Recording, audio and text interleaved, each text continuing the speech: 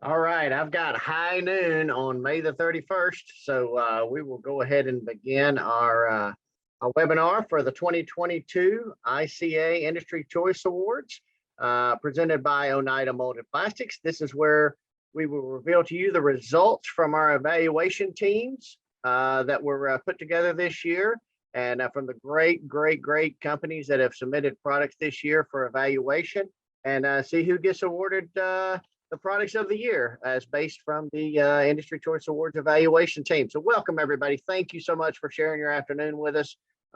If you know me, I'm going to talk fast in some cases, but I will try to make this as clear and easy as possible.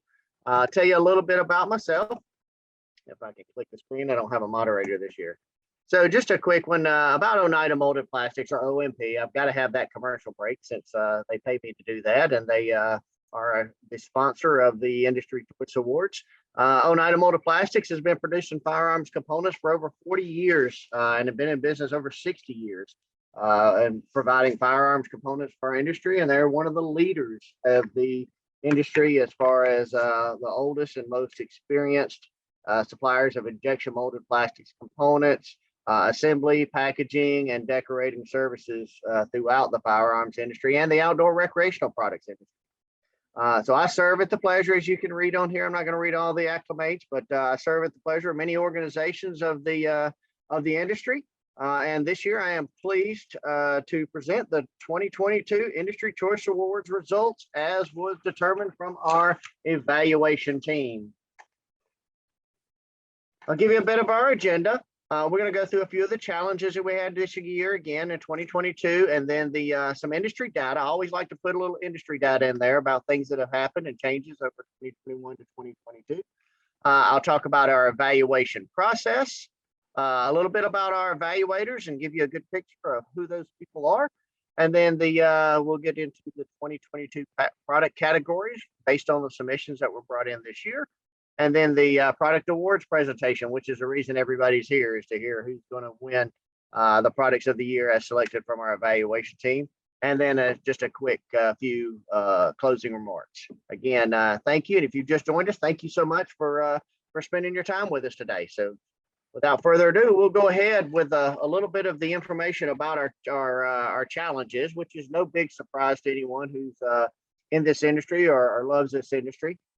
There were limitations again, still, just like we had in 2022, in 2020, about limitations of travel, short supply of ammunition, product backlogs based on high levels of production for the industry. And then that also caused some limited new product launches because they were just so busy building the products that they already had in the market. But just as always, these companies and our evaluation team, we adapt and overcome. We had some fantastic submissions. I would have to say that this has probably been one of the most enlightening years as far as the quality of submissions and the amount and based on the products that were received and the amount of time that we were able to spend with each one of them from the evaluation teams. So a little bit more about that. We changed it up a little bit for 2022 based on some of the challenges that we faced back in 2021 evaluations. We did 2 locations. We did this for a couple of reasons. One, it limited the size of our team into 2 locations. So it split them to where we could handle a little more and gave each opportunity for the evaluator to spend a little more time with the product with a smaller team. So we divided the teams between East and West based on their selection of where their best travel was to. We did one of them at the Lead Farm in Versailles, Missouri, and we did the other one in Clinton, South Carolina at the Clinton House Plantation. Both facilities hosted us. We've had it there, the evaluations at both of these locations in the past, but only one of the locations at a time. This year, we were able to split it up and have both the East and the West. I'll tell you another one I found that was pretty interesting about that is we started seeing some of the variations of some regional data that would come out from our evaluating team being, perceptions of certain products that they had never heard of in the West and some they have not heard of in the East. So this helps split it out and gives us a little bit better data as well. So I believe we'll continue to do that throughout the evaluation process. This is our 8th year for the Industry Choice Awards. I don't know if you guys can, isn't that amazing? It just doesn't seem that long, but this is our 8th year. This year, talk a little bit more about some of the product backlogs. I pulled a couple of stats and things out, excuse me, which I love to share about the industry. So 2021 last year was the second largest year in the firearms industry as far as the highest record of sales. And so that relates to about 19.9 million firearms last year, which was down 12.5% from 2020. But again, still the second largest year in the firearms history of sales. So pretty interesting to back up some of the challenges that we had for this year. And obviously, we all hope that that continues. Another little survey piece we had, I pulled off from another location of guns.com. That one of the interesting parts was that 33.2% of the customers bought a gun for the first time last year. So that is astounding for us to and exciting. 3.2 million new first-time gun owners in 2021, which is exactly what we want to see. We want to see that dynamic change, and that gives us as an industry a whole lot of responsibility with new gun owners to produce and to put out new products and things that'll interest them, as well as how to connect with new gun buyers as well. We've got a few more statistics about a few of those things. The evaluation process on how we handle things is just based on an idea of how we go about this whole process. We develop a team of evaluators first. And that's based on a survey we put out. We select the evaluators from a group of diverse expertise within the industry. This year we had 27 evaluators split between the East and the West that are not employed by potential submitting companies, but are seasoned professionals. We'll get into a little more detail behind the professionalism experience of those evaluator team that was selected. We then give them, we build a survey with specific leading questions. So this helps drive the evaluators to rate and comment across multiple areas, form, fit, and function about each one of the products, rather than not knowing where to begin. We give them specific leading questions, of which companies who have submitted that are on the call will see that those questions are embedded into your survey results. And then we set the stage. So in each one of the locations, we transfer the products between the two locations, and we create a retail-like environment where each area is set apart as if they were in a retail store environment. And then we have another day where they're actually in a range type of environment. So this is an opportunity where they can evaluate products both as if it were in a retail setting, that's the only access that they had, but then in addition to that they can then go to a further setting of actually using the product on the range. So I think that makes our evaluation pretty unique. And then we provide the feedback confidentially and exclusively to the submitting company for their use. So if you're a submitting company, you will receive your data back and only your data. So whether you've won the award or not won the award for this year, which is fine, you get a valuable package of data about what the 27 different evaluators said about your product, how they ranked your product, and what kind of comments. One of the things that we led our evaluating team to do this year, based on feedback, is understanding that the comments that they make, if they were making a comment about packaging or something of a visual effect, that they were to act as if they were speaking directly to the marketing department of that company. So that's and the same thing, if they were looking at a functional type of issue, this would be as if we presented our evaluators to write comments as if they were speaking directly with a team of engineers who worked on that product. So I think you'll see some unique comments, very valuable and insightful type of comments and feedback based on the data. So you're all winners for this year because you get a tremendous amount of data package. So we did a little more additional data, market data this year that we asked our evaluators just to get a sampling to see, give you a picture of the market by this small sampling. And the question that we asked was, what's the most frequent used source of firearms components information? Where do you get your information from? And it was overwhelming, as you see, that 40.74% came from personal interaction with other shooters and gun shops.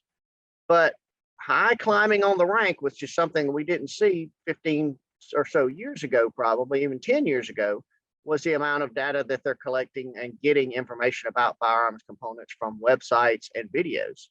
As we see that 3.2 million new gun owners, I got to imagine that that number will continue to grow. But we also know we're a very personable type of industry, and that we like personal interaction with our gun shops, our local shops, and those things as well. So I thought that would be an interesting statistic and reveal of data that you would see about. This is just a sampling from our evaluators where they typically would get their information from as well. And I'm assuming this would imagine this rolls over into most of the industry in the same way. A little more about our evaluators. We've got tons of statistics on them that we collected, but this was a unique one that we added this year as far as to questions, some things about them. And if you'll notice the screenshot here that we have on it in the middle, we ask about how active they are within the industry. What kind of areas do they participate in? Now, we remember our evaluation team is built up of law enforcement, military, gunsmiths, retail shop owners, competitors, just all sorts of different people within the industry. And we try to diversify that team as much as possible. But this was pretty unique that we found that most of them, as we see, are very, very, very active within the industry by shooting different competitions, handling different firearms, reloading ammo, zeroing their own rifles, all those type of things, even teaching classes. So I thought that was unique for you to see that these were just not the standard guy who sits in his basement, in his mom's basement, and reads stuff online and then makes comments about it. These are actual real people who spend their time, and lots of their time and lots of their money within the firearms industry of using firearms and components. So a little more about them. If you'll see that our minimum was 11 years this year or more of experience in firearms, with over 55% of these evaluators at 30 years or greater. So we've got a very seasoned, experienced team that was selected, and over 75% of them travel to 2 or more different states or countries per year in firearms related activity. And you can read the rest of the statistics on here, but I love the fact one of the ones we added in here is that over 70% of them actually hunted in 2021. That was either, and we've got a good breakdown of whether they were wing shooting or some doing multiple areas of wing shooting or deer hunting or big game, elk type things, stuff like that. So great statistics. And in addition to that, that 44% of them also fished freshwater. So I thought that was an interesting piece to add into the idea of the hunter fisherman type of thing, but not all shooters and not all active firearm folks, as we know, hunt, but at the same point, a large percentage do as well. But this last statistic, 68% of them said that their next purchase would be from a local retailer, and 28% said it would be an online purchase. So I thought that was very interesting about that they're getting their data firsthand, but their purchase was going to be right there within their local retail market as well. That's a little bit about our 2022 evaluator team. I talked about our questions that we give them, whether we give them 5 to 7 leading questions, just like in the retail type environment, that lead them towards packaging, appeal, fit, and visual functionality stuff that can be derived from the in-store setting. And then we add another 4 or 5 questions while they're on the range, working on form, fit, function, and performance of the product, as well as a couple of 2 to 3 questions about the perception of the durability and the overall reaction. We allow them the opportunity to take these products out, to take them apart, utilize them as they would see fit, and base it on their individual evaluation of the product.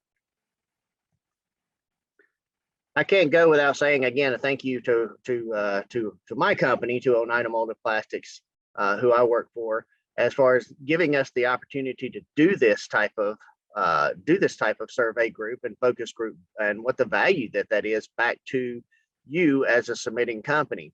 As a general rule, you see the standard focus group ranges from around $4,000 to $12,000, and it generally is 2 groups of independent marketing research consultants with a moderator.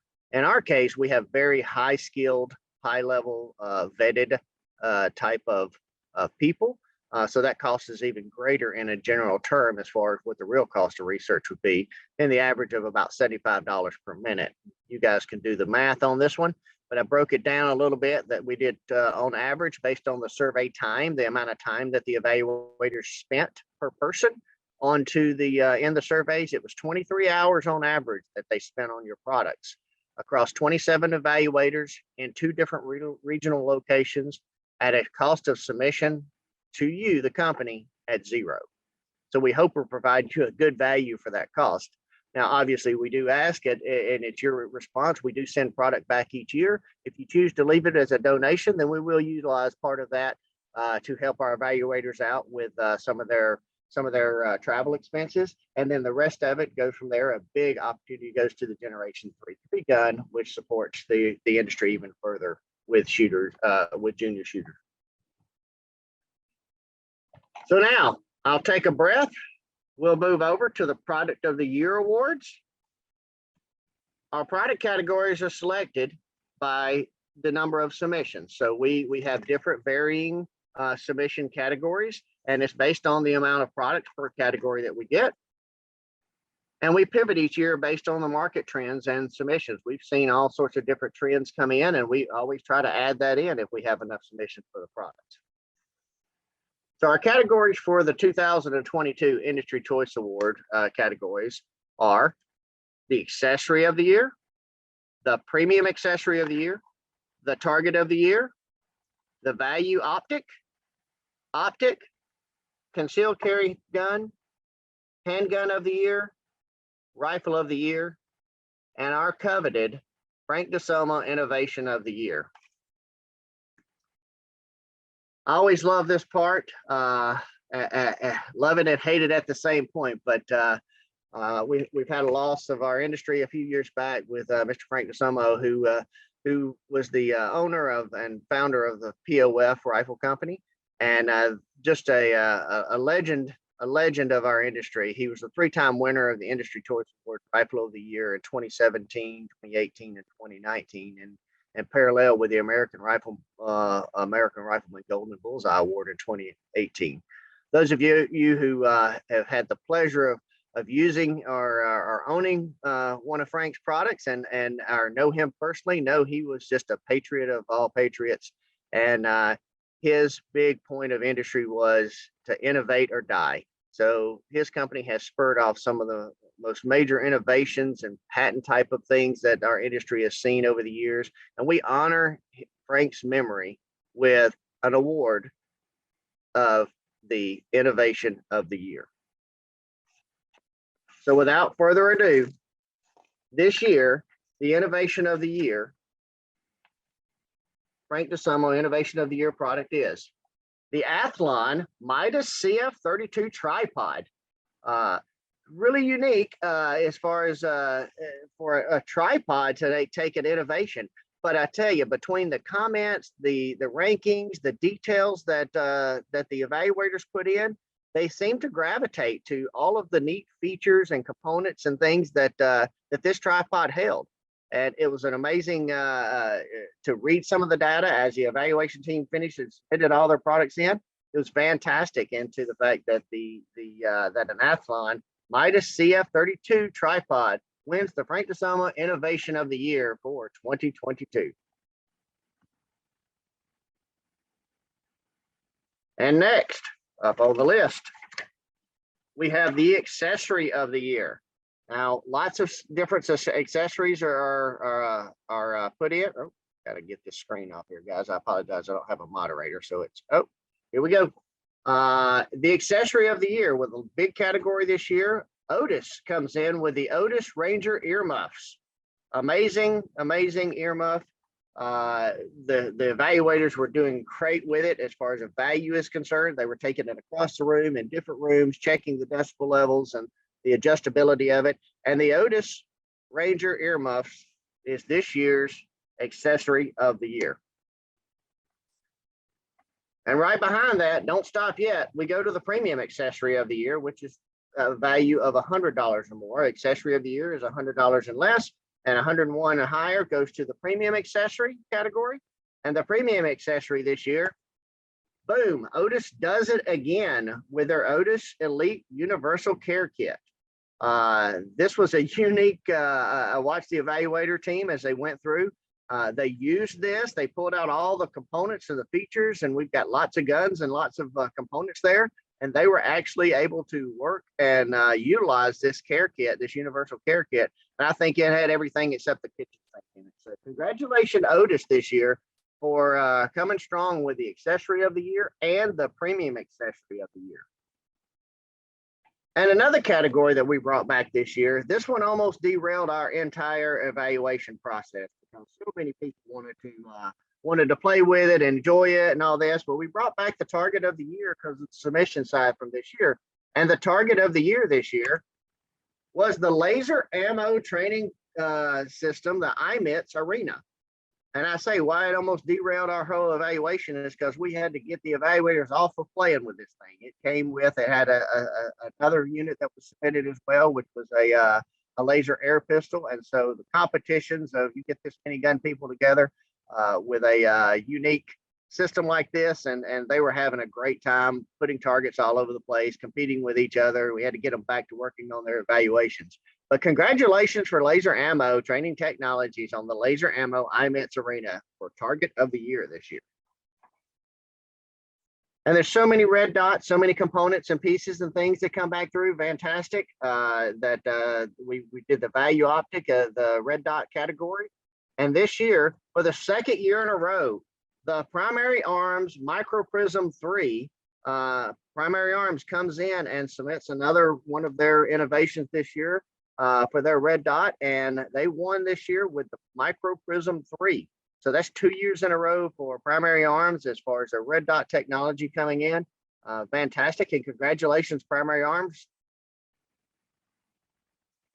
Which leads us to the next section, which is the Optic of the Year. Heavily competed category. And Leupold comes this year with their Leupold Patrol HD 1:6 fire dot. How exciting. I mean, great optic. They submitted a couple of versions of this. And the fire dot won out as far as value and components and pieces. So the Leupold Patrol HD 1:6 fire dot came in as the Optic of the Year. And now we move on into handguns. And our first category for handguns is the Concealed Carry Pistol of the Year. So under the Concealed Carry Pistol of the Year, Ruger comes strong with their Ruger LCP Max in 380. I know the Ruger LCP has been out for several years, but they have come out with the Max version, and they did a Max version in the 380. Great little gun, perfect concealed carry type of handgun. And congratulations, Ruger, on a win of the Concealed Carry Pistol of the Year for the Ruger LCP Max 380. And this one's not going to be a surprise to too many people, I don't think. This was an amazing accomplishment for about the third, potentially fourth year. This company has come strong with the Handgun of the Year, the Canic SFX Rival Pistol. This pistol was absolutely amazing and hands down shown fantastic throughout the evaluation. The Canic SFX, when you open the case, the gold shines, the components are all there. Amazing setup as far as the Canic pistol. And these guys continue to innovate and continue to come out with all sorts of different components and pieces and holsters and mag pouches and multiple magazine mag wells. The Canic SFX Rival was clearly a winner this year, and the evaluation showed it and the statistics. So congratulations, Canic, on the Handgun of the Year. Again, a third or fourth time that they've won Handgun of the Year with their different innovations. So congratulations, guys. And last but not least, the winner of the Rifle of the Year. And this thing has one heck of a story to it. The Rifle of the Year is the Ruger Marlin, or the Marlin 1895 by Ruger.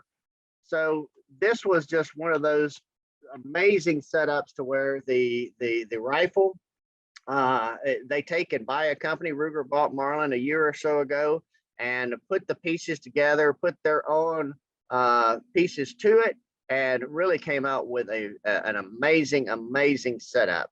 The Marlin 1895 by Ruger, beautiful gun, chambered in 45-70. It's a hoss. And they clearly, through the manufacturing side of being able to bring this out from a the ashes, they brought out a fantastic, beautiful product. So congratulations to Marlin by Ruger, the 1895 Rifle of the Year.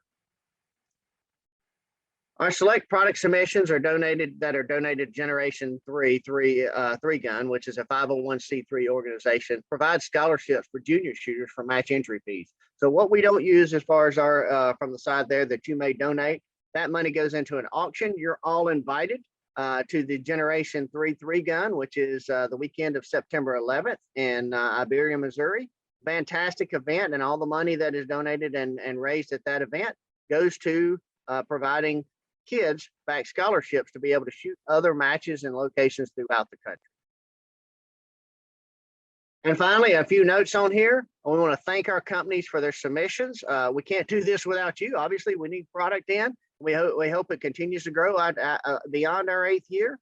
And to all the evaluators, especially for their hard work. And we look forward to serving you again in 2023. Remember that next year, the submissions are due in 2023 by February 28th. We try to keep that date every year to have your submissions in.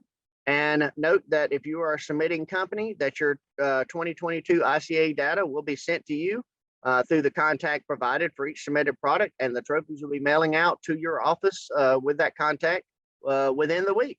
So thank you guys for your time today. Thanks for spending a few minutes with us and enjoying as we celebrate our industry and the products that are in. Thanks, guys. Have a great day.